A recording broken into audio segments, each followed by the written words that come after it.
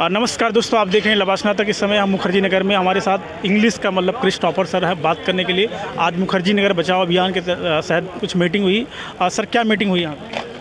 Meeting बहुत ही सकारात्मक हुई है। मीटिंग बेसिकली बच्चों, इतने हज़ारों की संख्या में जो बच्चे आए थे वो इसलिए आए थे कि जो गैर कानूनी तरीके से अदालत के फैसलों को गलत तरीके से इंटरप्रेट करके जो सीलिंग ड्राइव चल रहा था, वो सीलिंग ड्राइव के खिलाफ था ये मुहिम, कि हम लोग गलत नहीं हैं। यहाँ पे गलत तरीके से बच्चों को जान के जोखिम डाल के नहीं पढ़ाया जा रहा है।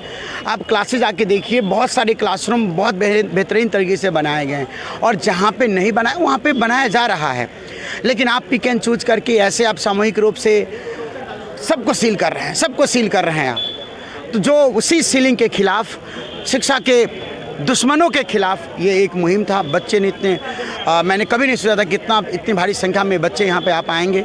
ये हम जैसे टीचर के लिए बड़े फ़ख्र की बात है कि बच्चों का इतना सहयोग मिला। और अब now the ball is in our court. अब हम लोग की जिम्मेदारी बनती है कि बच्चों को सिर्फ क्लासरूम में ही नहीं हम देखें, उनकी सुरक्षा देखें, बल्कि जहाँ रह रहे हैं, पीजी में रह रहे हैं, वहाँ पे खाना कैसा मिल रहा है, रेंट का कोई दिक्कत आ रहा है। कभी कभी रेंट को लेकर दिक्कत आ जाती है। कभी आप 2 दिन होता है क्या है कि आपने सिक्योरिटी आपने दे दिया और 2 दिन बाद ही पता चलता है कि आपको यहाँ नहीं रहना है। तो फिर उसमें क्या होता है कि फिर बहुत लोग किसी कारण से पैसा को देने में आनाकानी करते हैं। कई सारे विद्यार्थी मेरे पास आते हैं। मैंने मनदीप जी को कई बच्चों को बोला। एक बच्चा बोला सर 5500 रुपया मेरा 1-2 दिन ही हुआ था, मैं कहा कि मैं जा रहा हूँ, दे नहीं रहे हैं। इनको मैंने बोला, इन्होंने बात किया और उस बात करने से बात बनी और 5500 रुपया उनको मिल गया। वो बच्चे ने क्या मतलब लिख के दिया था, मैंने उसको लैमिनेट कर अपने ऑफिस में लगा दिया। तो हमें छात्रों की समस्या सुननी है, और हम टीचर सामर्थ्य है कि हम छात्रों की समस्या सुने। ये तो आज उल्टा हुआ कि छात्र अपने कंधे पे टीचर को उठा रखा है, जबकि टीचर को अपने कंधे पे अपने छात्र को उठा के उसके मुकाम तक उसे पहुंचाना चाहिए। तो तिवारी जी आए थे इसलिए ताकि यहाँ का जो सीलिंग हुई है उसको डिसील करवाएं। 2 से 4 दिनों में ये बात करके अधिकारियों से 1st floor, 2nd floor, 3rd floor को डिसील करवाएंगे। और ऐसा नहीं है कि छात्रों की जान को खतरे में डाल के पढ़ाया जाएगा, नहीं, बिल्कुल अच्छे तरीके से छानबीन करके बिल्डिंग में सारी व्यवस्था करके बच्चों की क्लास को सुचारू रूप से चलाया जाएगा। कब से सर? बहुत जल्द, बहुत जल्द। मैं तो चाहता हूं कि अभी मेरा डिसील हो जाए। मैं तो बस सर से यही निवेदन करने वाला था, सर आज चलिए और हमारे क्लासरूम को अपने हाथ से डिसील कर दीजिए। लेकिन मैं ऐसा कर नहीं पाया। लेकिन मुझे उम्मीद है कि तिवारी जी तक ये बात पहुँची होगी। वो 2 से 3 दिनों में उन्होंने कहा है कि 2 से 3 दिनों में हम डिसील करवाते हैं और बहुत जल्द यहाँ पर क्लास चलेगा। और मैं आपको आपके इस मंच के ज़रिए मैं बिल्कुल जिम्मेदारी के साथ कह रहा हूँ कि बच्चों के लिए, जो भी बच्चों की जो समस्या है, चाहे रेंट की समस्या हो, लाइब्रेरी की संख्या हो, हम उनके साथ कदम से कदम मिला के हम हर जगह उनके साथ मौजूद होंगे। चाहे रेंट की बात हो, किसी प्रकार की बात हो ना, टीचर को भी हम लामबंद करेंगे, इकट्ठे करेंगे और कहेंगे हमारे एक एसोसिएशन होना चाहिए टीचर का, जो हमारे बच्चों की हर समस्या का समाधान वो टीचर निकाले, वो एसोसिएशन निकाले।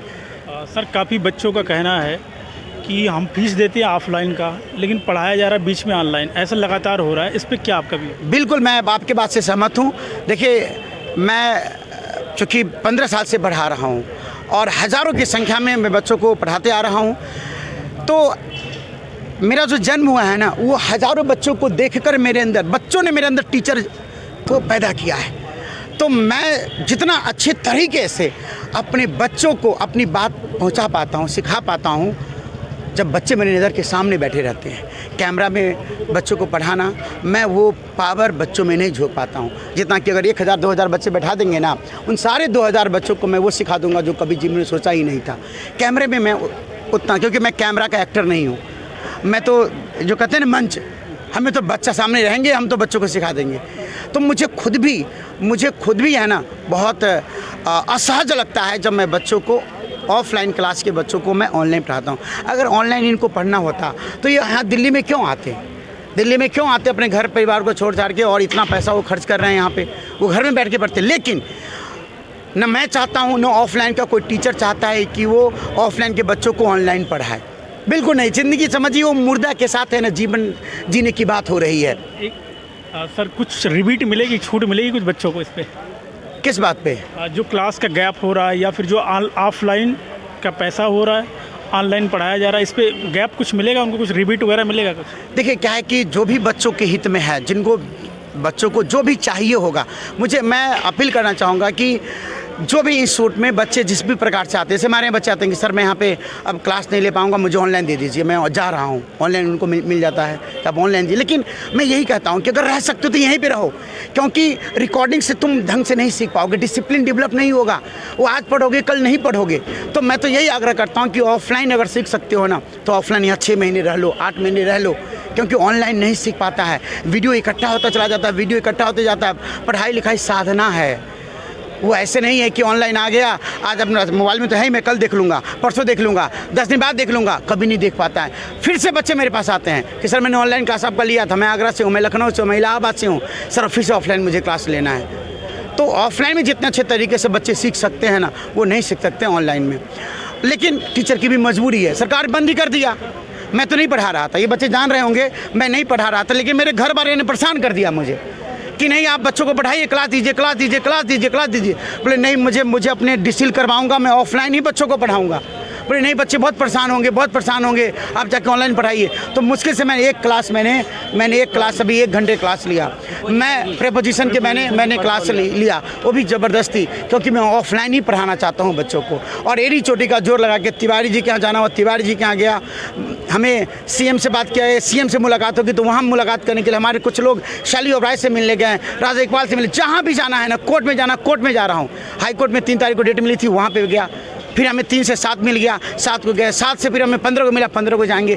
हम हर दरवाज़ा खटखटा रहे हैं कि हमें डिसील किया जाए, क्योंकि हम बेगुनाह हैं, हम कोई गुनाह नहीं कर रहे हैं और गलत जगह नहीं पढ़ा रहे हैं। आप आइए, और यहाँ तो शिक्षा की बात हो रही है ना, गलत बात तो नहीं हो रही है।